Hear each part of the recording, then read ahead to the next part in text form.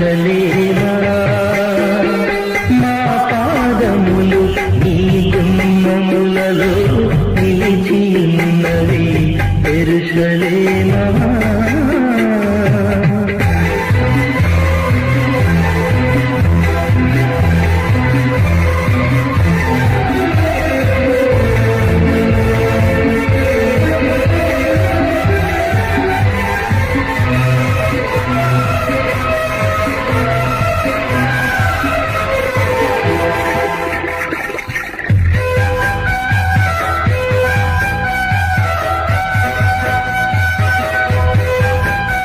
మన ప్రభువును రక్షకుడైన యేసుక్రీస్తు నామములో ఆయన కృపా సన్నిధికి వచ్చిన మీ అందరికీ నా హృదయపూర్వక వందనాలు చెల్లిస్తున్నాను.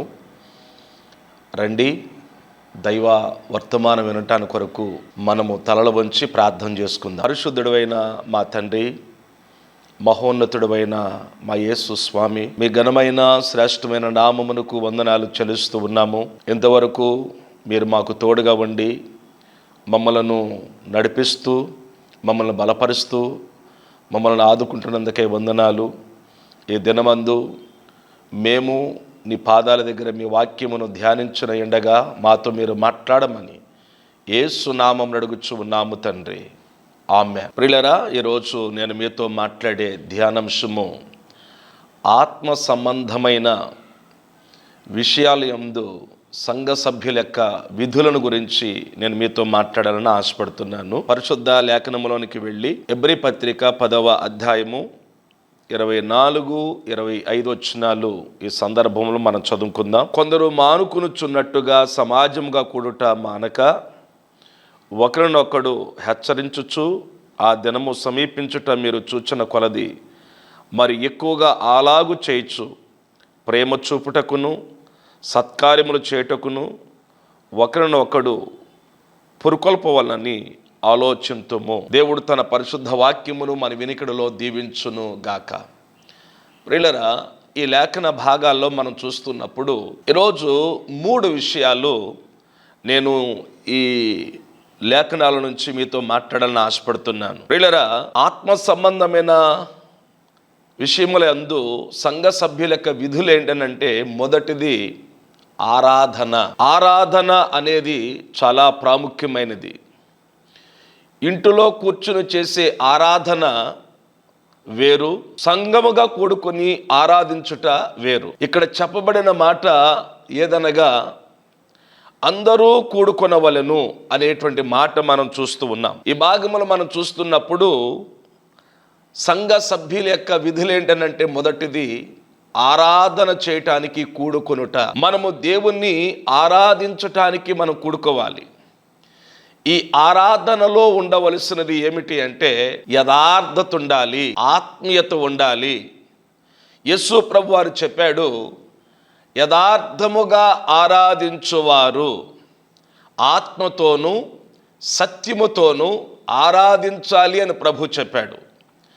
మనము కూడుకుని మనము యథార్థంగా ఆరాధించాలి అని చెప్తున్నాడు. బైబిల్ గ్రంథములో ఇంకా మనం చూస్తే ఏమని వ్రాయబడిందంటే, 24 పెద్దలు వారు తమ కిరీటములను వారు సింహాసనం ఎదుట పెట్టి ఆయన ఎదుట సాగిలపడి వారు ఆరాధన చేశారు అనే మాట మనం చూస్తాం.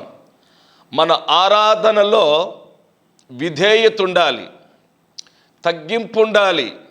దేవుని సన్నిధికి వచ్చిన మనమందరము దేవుని ఎదుట తగ్గించుకుని మనము ఆరాధన చేసినప్పుడు ఆ ఆరాధనను దేవుడు అంగీకరిస్తాడు.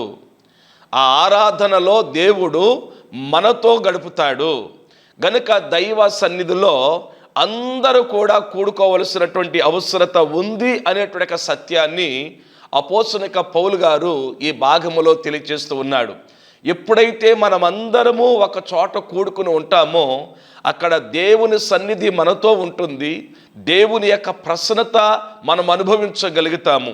దేవుని ప్రసన్నతను అనుభవించేటట్లు, దేవుని యొక్క అభిషేకాన్ని పొందుకునేటట్లు మన యొక్క ఆరాధన ఉండాలి అనే విషయాన్ని ఈ భాగములో మనము నేర్చుకుంటూ ఉన్నాం.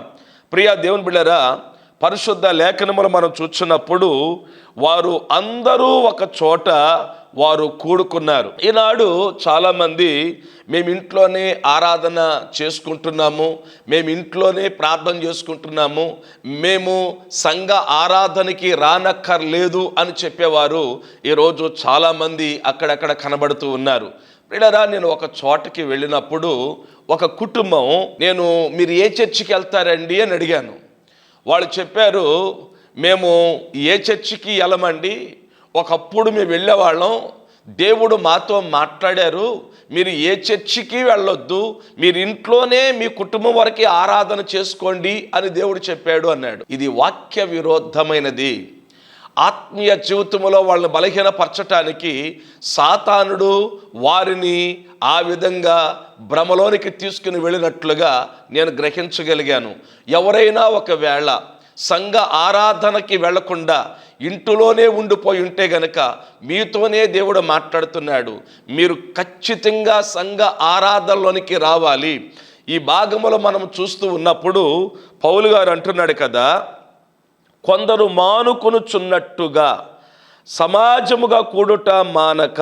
ఏమన్నాడండి? సమాజముగా కూడుట మానక మీరు కూడుకోవాలి అనే విషయాన్ని ఈ భాగములో మనం చూస్తూ ఉన్నాం.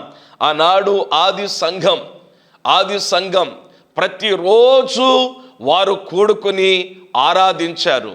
వాళ్ళు ప్రతిరోజు కూడుకుని వారు దేవుని స్తుతించారు. ఈరోజు దేవుని సన్నిధిలో మనమందరము కూడుకోవలసిన సమయము అనే విషయాన్ని నేను మీకు జ్ఞాపకం చేస్తున్నాను.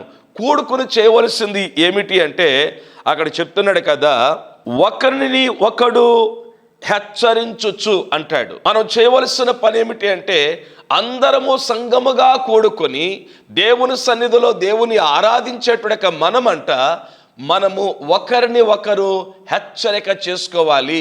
ఈ హెచ్చరిక అనేటువంటిది చాలా అవసరము మనము ఒకరిని ఒకరు హెచ్చరిక చేసుకోవాలి. మనము పురుషులకు పురుషుల్ని, స్త్రీలకు స్త్రీలు హెచ్చరిక చేసుకోవాలి. ఆత్మీయమైనటువంటి సంఘములో ఉండవలసినది ఆరాధనలో ఒకరిని ఒకరు హెచ్చరిక చేసుకోవటము అని ఈ భాగములో మనం చూస్తూ ఉన్నాం. ప్రియులారా, పౌలు గారు మరలా ఏమని చెప్తాడంటే, 3వ అధ్యాయములోనికి మనం వెళ్ళి మనము 13 నుంచి 15 వరకు ఉన్నటువంటి భాగాన్ని చూసినప్పుడు అక్కడ భక్తుడు చెప్తున్నాడు. దేవుని యొక్క వాక్యాన్ని మనం చూద్దామండి. నేడు మీరు ఆయన శబ్దమును వినిన ఎడల కోపము పుట్టించినప్పటి వలె మీ హృదయములను కఠిన పరుచుకొనకూడదని ఆయన చెప్పెను గనుక, పాపం వల్ల కలుగు భ్రమచేత మీలో ఎవడును కఠిన పరచకుండానట్లు నేడు అనబడిన సమయం ఉండగానే ప్రతి దినము ఒకనికి ఒకడు బుద్ధి చెప్పుకొనుడి. ఏమన్నాడండి? ఒకనికి ఒకడు ప్రతిరోజు మీరు బుద్ధి చెప్పుకోండి, గద్దించుకోండి. ఎవరిలోనైనా ఆత్మ సంబంధమైన విషయాలకి ఆటంకాన్ని కలిగించేవి ఏమైనా ఉంటే, సహోదరుడా, ఇదిగో నువ్వు ఆత్మీయ జీవితంలో ఇదిగో నువ్వు బలహీనమవుతున్నావు, నీలో లోపం ఏర్పడింది అని చెప్పి ఒక సహోదరుని లేదా ఒక సహోదరి స్త్రీని ఏం చేయాలంట? బుద్ధి చెప్పాలి అన్నాడండి. బుద్ధి చెప్పేవారు కావాలి ఈనాడు, బొజ్జగించేవారు కాదు.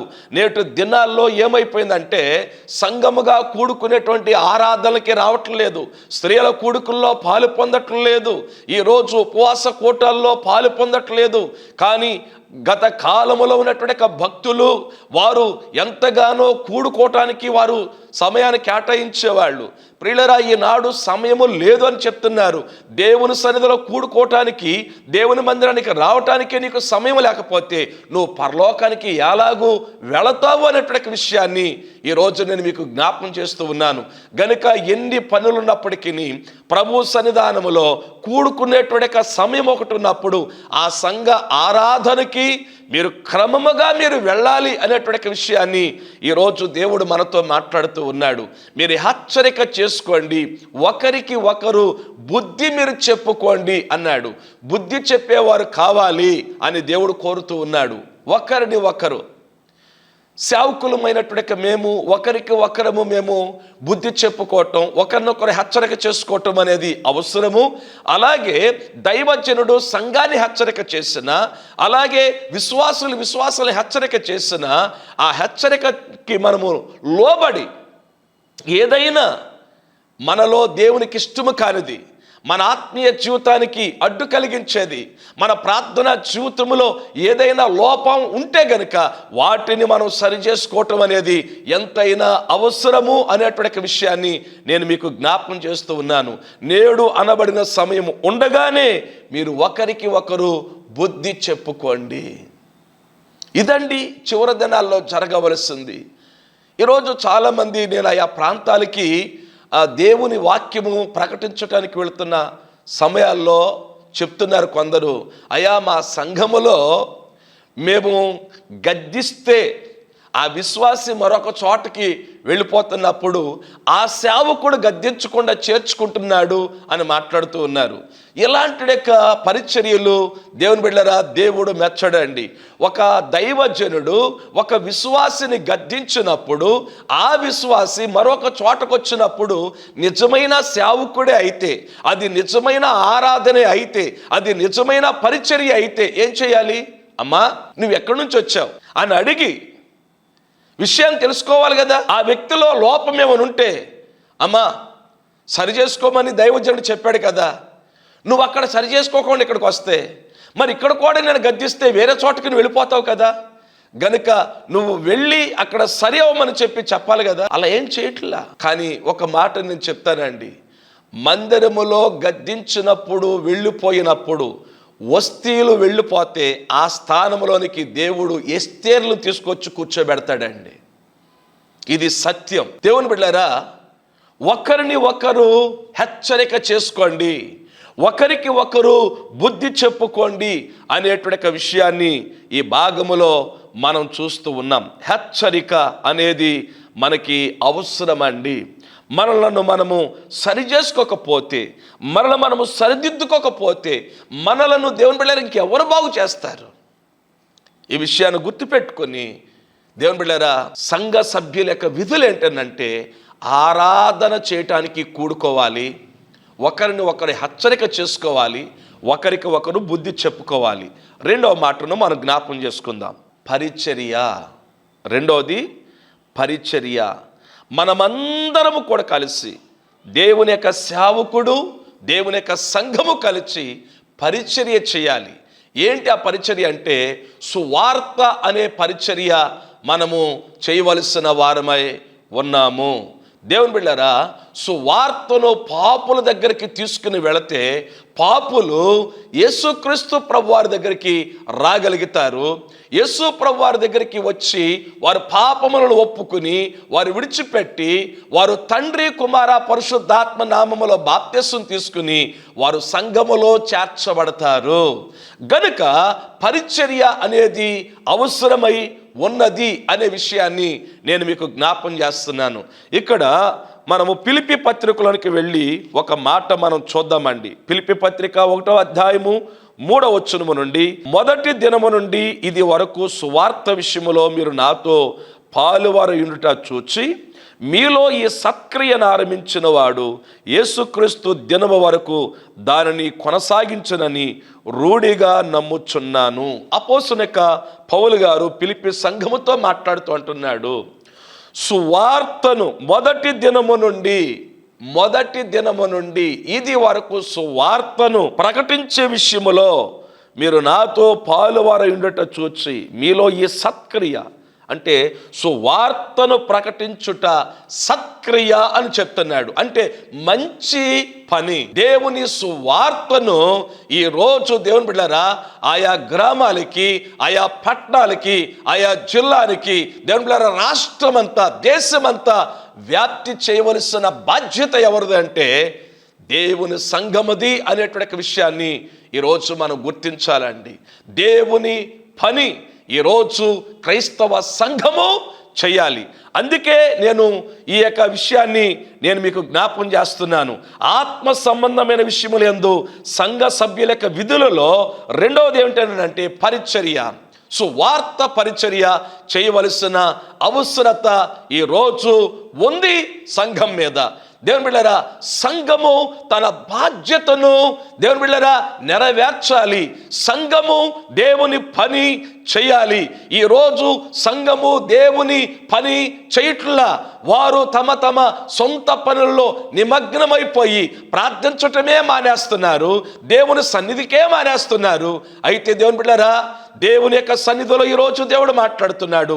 దేవుని యొక్క సంఘ సభ్యులు చేయవలసిన పని ఏంటనంటే పరిచర్య చేసేటువంటి పని అనే విషయాన్ని ఈరోజు దేవుడు మనతో మాట్లాడుతూ ఉన్నాడు. సాతానుడు బహు వేగముగా వాడు పనిచేస్తూ ఉన్నాడు, సంఘాల మీద దాడి చేస్తూ ఉన్నాడు, సంఘాలని ఆత్మీయ జీవితంలో ఎదగనివ్వట్లేదు, సంఘాన్ని వాడు ఆత్మీయంగా బలహీనపరుస్తున్నాడు. ఈనాడు అనేక మంది ఆత్మీయ జీవితంలో ఎదగలేకపోతూ ఉన్నారు. ఈరోజు దేవుడు మాట్లాడుతూ ఉన్నాడు, నీవు సువార్త పనిలో దైవజనుడికి సహకారిగా ఉండాలని దేవుడు ఈరోజు మాట్లాడుతూ ఉన్నాడు. ఈరోజు ఎక్కడైనా ఒక దైవజనుడు సువార్త కూడిక మనం పెడదాం, సువార్తను ప్రకటిద్దాం అని అంటే ఎంతమంది సహకరించేటువంటి మనసు ఉంది?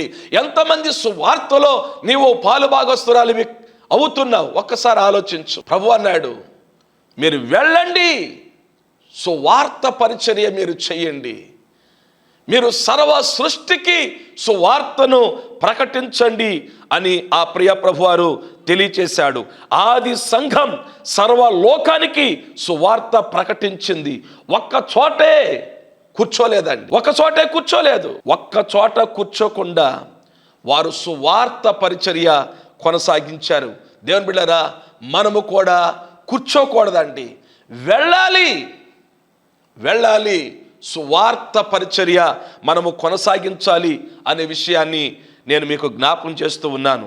దేవుని బిడ్డలారా, దేవుని యొక్క వాక్యములు మనం చూస్తే పరిచర్య, అపోస్తలుడైన పౌలు గారు ఒక చక్కటి మాట తన అనుభవం నుంచి మాట్లాడతాడు. అపోస్తల కార్యములు 20వ అధ్యాయము 24వ వచనాన్ని ఈ సందర్భంలో మనం చదువుకుందాం.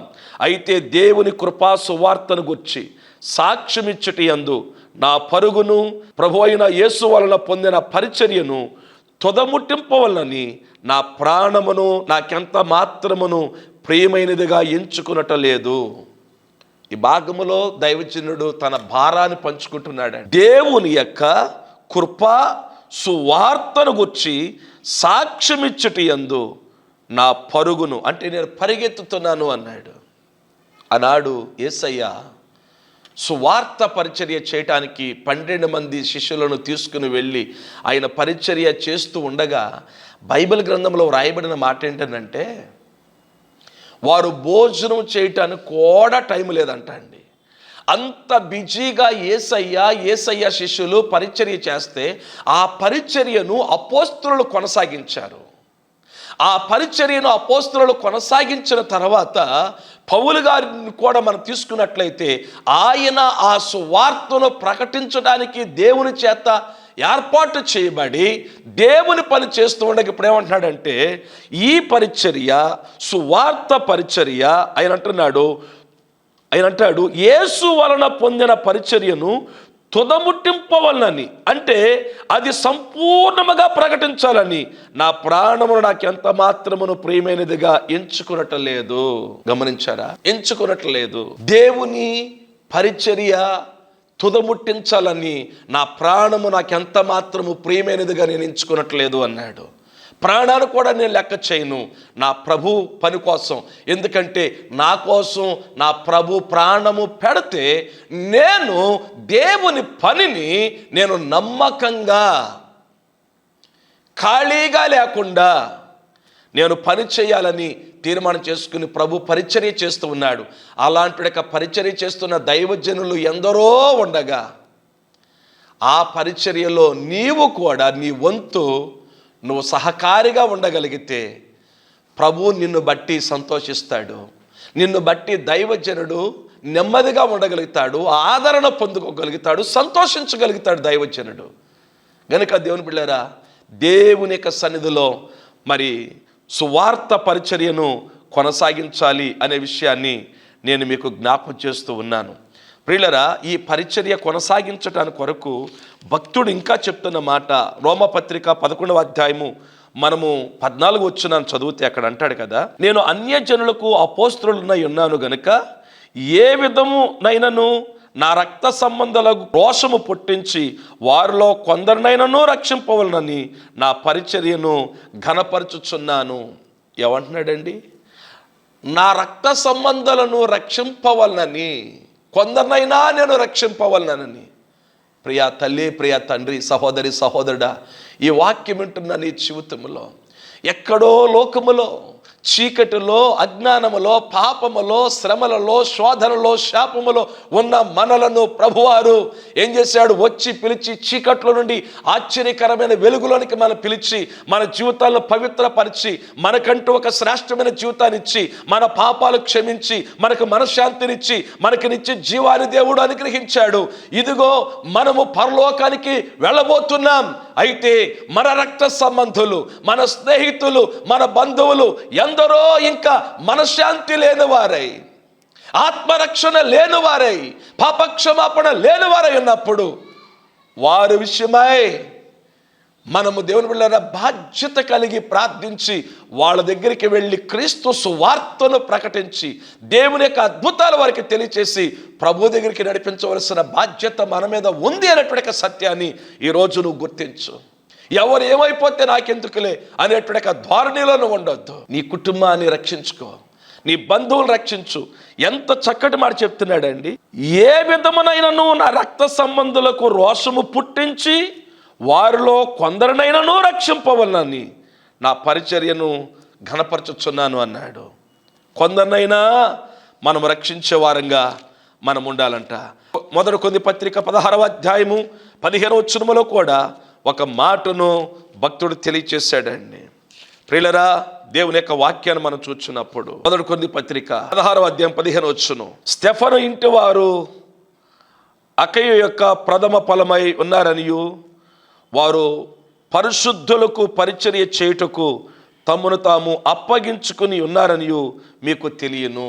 దైవజనిక పౌలు గారు అంటున్నాడు, స్టెఫను ఇంటి వారి గురించి మాట్లాడుతూ, వారంట పరిశుద్ధులకు పరిచర్య చేయటానికి, అంటే ప్రభు పరిచర్య చేయాలంట.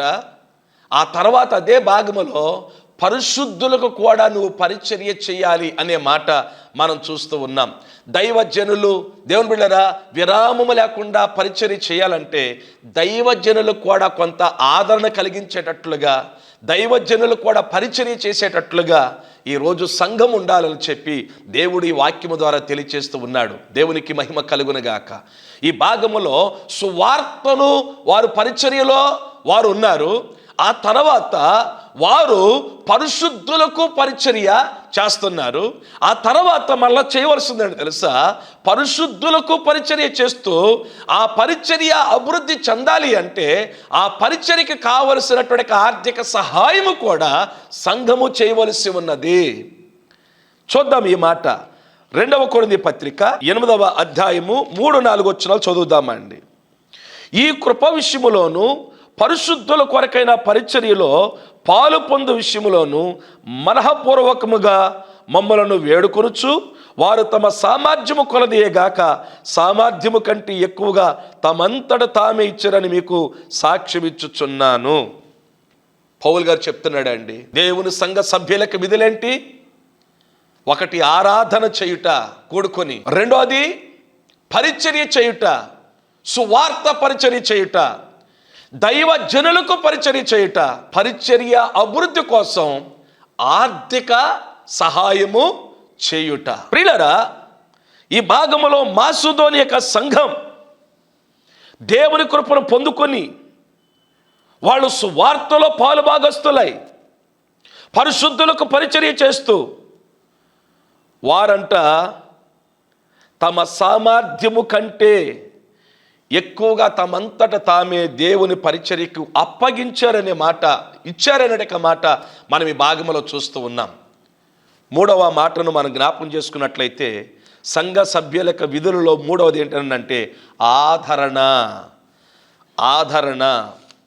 సంఘములో దేవుని బిడ్డలారా ఉండవలసింది ఆదరణ. మొదటి తెస్సలోనికీయులకు రాసిన పత్రిక 5వ అధ్యాయం 11వ వచనం చూద్దామండి. కాబట్టి మీరిప్పుడు చేయుచున్నట్టుగానే ఒకరినొకడు ఆదరించి ఒకరికి ఒకడు క్షమాభివృద్ధి కలగజేయుడి. ఏం చేయమంటున్నాడండి?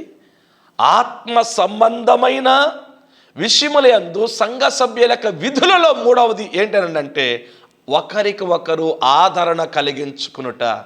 ఒకరిని ఒకరు బాధ పెట్టుకోవటం కాదు, ఒకరిని ఒకరు దేవుని బిడ్డలారా ఇబ్బంది పెట్టడం కాదు, ఒకరిని ఒకరు దూషించటం కాదు, కానీ ఒకరికి ఒకరు ఆదరణ కలిగించుకునే వారిగా ఉండాలి. ఇది దేవుని బిడ్డలు చేయవలసిన పని, ఆత్మీయులు చేయవలసిన పని. నేటి దినాలలో సంఘములో ఆదరణ కరువైపోతుంది. ఒకప్పుడు దేవుని బిడ్డలారా నిజంగా దేవుని యొక్క వాక్య ప్రకారంగా చూస్తే నా చిన్నప్పుడు ఒక 40 సంవత్సరాల క్రితం, నేను దేవుని బిడ్డలు ఎప్పుడు చెప్తాను, 40 సంవత్సరాల క్రైస్తవ్యాన్ని నేను ఎరుగుదును. 40 సంవత్సరాల కాలంలో సంఘము కూడుకున్నప్పుడు ఎవరైనా ప్రభు నమ్ముకుంటే కొంతమంది వెలివేసేవారు. అలా వెలివేయబడిన వారిలో మా కుటుంబం ఒకటి. దేవుని బిడ్డలారా సంఘములోనికి వచ్చినప్పుడు ఆ సంఘములో సంఘ సభ్యుల నుంచి క్రొత్తగా వచ్చిన వ్యక్తికి ఏం దొరికేదంటే ఆదరణ దొరికేది. బంధువుల దగ్గర దొరకనటువంటిది, స్నేహితుల దగ్గర దొరకనటువంటిది, లోకములో దొరకనటువంటి ఆదరణ ఎక్కడ దొరికేదంటే క్రైస్తవ సంఘములో దొరికేది. ఎందుకంటే నేనంటాను, ఆ రోజు క్రైస్తవ సంఘము దేవుని అభిషేకమును దేవుని యొక్క ప్రేమను కలిగి ఉంది కాబట్టి. ఈరోజు అది లేదు. ఈరోజు సంఘాల్లో పరిశుద్ధాత్మ దేవుడు పనిచేసే పరిస్థితి కనబడట్లా. ఎందుకంటే చోటు లేదు పరిశుద్ధాత్ముడికి. మనుషులలో ద్వేషము, మనుషుల్లో అసూయ, మనుషులలో క్రోధము రకరకాల వ్యాప్తి చెందుతున్నాయి, కానీ ఇందులో అభివృద్ధి చెందట్లా. మీరు ఒకరిని ఒకరు ఆదరించుకోండి. ఆదరణకర్త అయిన పరిశుద్ధాత్మ దేవుడు మళ్ళా ఉన్నప్పుడు మరొక వ్యక్తిని మనం ఆదరించగలుగుతామండి. ఆదరించే స్వభావం నీలో ఉందా? బలపరిచే స్వభావం నీలో ఉందా? బాధ పెట్టే స్వభావం నీలో ఉందా? గుర్తించి ఈరోజు ఆదరణ. ఒక వ్యక్తి బాధతో కష్టముతో దేవుని మందిరానికి వచ్చినప్పుడు ఆ వ్యక్తి దేవుని బిడ్డలారా ఏం పొందుకోవాలి? మందిరానికి వచ్చినప్పుడు ఆదరణ పొందుకోవాలంట. అంటున్నాడు, కాబట్టి మీరిప్పుడు చేయుచున్నట్టుగానే ఒకరికి ఒకడు ఆదరించి ఒకరికి ఒకడు క్షమాభివృద్ధి కలగ చేసుకోండి. క్షమాభివృద్ధి, మనకి క్షమాభివృద్ధి కలగాలి అంటే మనము దేవుని సన్నిధానములో ఆత్మతో నింపబడి భాషలలో మనం ప్రభును స్తుతిస్తే మనకి దేవుని బిడ్డలారా క్షమాభివృద్ధి కలుగుతుంది. అలాగే అందరూ ఆత్మతో నింపబడి ప్రవచించేటువంటి కృపావరాన్ని పొందుకోగలిగితే ప్రవచించటం ద్వారా సంఘానికి క్షేమాభివృద్ధి కలుగుతుంది. మనందరికీ క్షేమం కలగాలి, మనందరి ద్వారా సంఘము క్షేమాభివృద్ధి చెందాలి. ఆ తర్వాత మనమంట పొరుగు వారికి క్షేమాభివృద్ధిని కలిగించాలంట అండి. పొరుగువారికి ఈ మాటలన్నీ కూడా 1 కొరింథీ పత్రిక 14వ అధ్యాయము 4-5 వచనాల్లో ఉన్నాయి. పొరుగు వారికి క్షేమాభివృద్ధిని కలిగించాలి అనేటువంటి ఒక మాట రోమా పత్రిక 15వ అధ్యాయములో 2వ వచనం, తన పొరుగు వారికి క్షేమాభివృద్ధి కలుగునట్లు మనలో ప్రతివాడును మేలైన దానియందు అతన్ని సంతోషపరచవలెను. ఈ విధంగా సంఘ సభ్యులు ఉండాలని దేవుడు కోరుకుంటున్నాడు. ఆ విధంగా ఉందాం, దేవుని కొరకు జీవిద్దాం. తలల వంచని ప్రార్థన చేసుకుందాం. మా ప్రియమైన తండ్రి, మీకు వందనాలు. ఇంతవరకు మీ సన్నిధిని మాకు తోడుగా ఉంచి శ్రేష్టమైనటువంటి మీ మాటలు మాకు నేర్పించారు. ప్రభువా, మీ మాటల ప్రకారంగా మేము జీవిస్తూ నడుచుకుంటూ ముందుకు సాగుటకు సహాయం ఇచ్చేయండి. విన్న ప్రతి వాక్యాన్ని మా హృదయంలో దాచుకోవటానికి సహాయం చేయండి. మా రాష్ట్రాన్ని, మా దేశాన్ని మీరు కాపాడండి. ప్రతి వారికి పాడి పంట, చేతిపని, వ్యాపార, ఉద్యోగాలు మీరు దీవించండి. అందరికీ రక్షణ లేని వారి అందరికీ రక్షణ దయచే పాప క్షమాపణ అనుగ్రహించు. రక్షింపబడిన మేమందరము నీ రాకడ కొరకు సిద్ధపడే భాగ్యము దయచేయండి. ఆత్మీయ మంట మాలో పుట్టించమని యేసు నామమున అడుగుచు ఉన్నాము తండ్రి, ఆమేన్.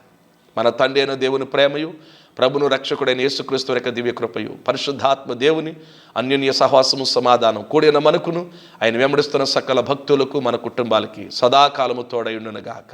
ఆమేన్. అందరికీ వందనాలండి.